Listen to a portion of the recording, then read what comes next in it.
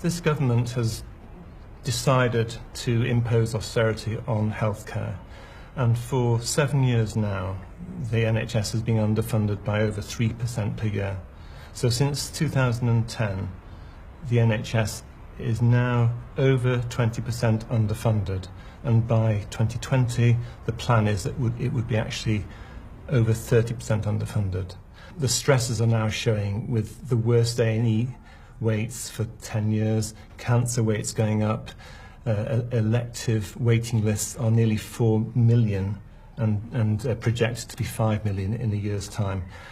It is just dangerous now. 84% of my colleagues in a survey last year said that their ability to provide safe patient care was undermined by their workload.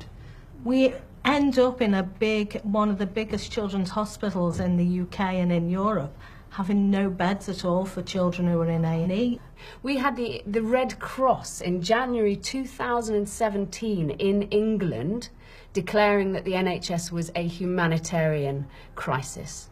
Theresa May stood up and said there's nothing wrong. Jeremy Hunt stood up and said nothing's going on. It is a lie. I think the underfunding of the NHS is a deliberate policy, and I think it goes hand in hand with the agenda to privatise the NHS. Already, the majority of NHS contracts being awarded are going to the private sector. Already, we're spending more and more public money on the private sector. Whatever it is you believe in, whether it's education, NHS, you need to believe that these are going to go. Privatisation is about making money.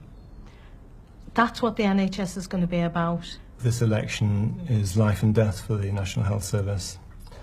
I think it's actually at a precipice, and if we can remove the current government with its attitude of contempt and lack of respect for the health service and replace it with a government that believes once again in healthcare as a public service, we will have done our children proud.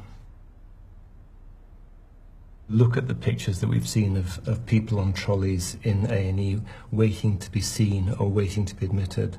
The picture in January of a 2-year-old child waiting for 5 hours, who may have meningitis, but 5 hours for an assessment to know whether they were ill or not, and lying on a homemade couch, lying on 2 chairs in their A&E until they were seen.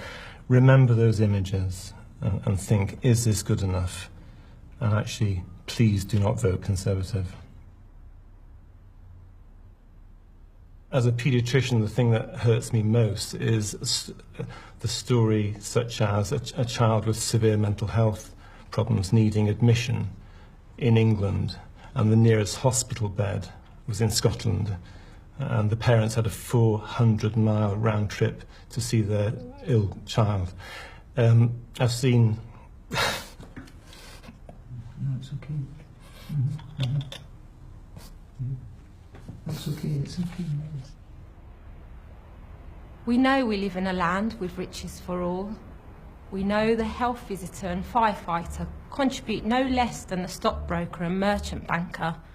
We know there is no chief executive or shareholder value without the worker. We know that wealth, privilege and power are carved up in an obscene fashion. We have had enough. We demand health, work, home, education and care in time of need. Not subject to grand profiteering, but planned, transparent, executed in efficient fashion under democratic control, using our intelligence and imagination. We demand the full fruits of our labour.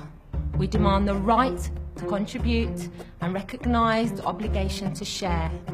Power concedes nothing without demand. It never did and it never will. We have one short, precious life.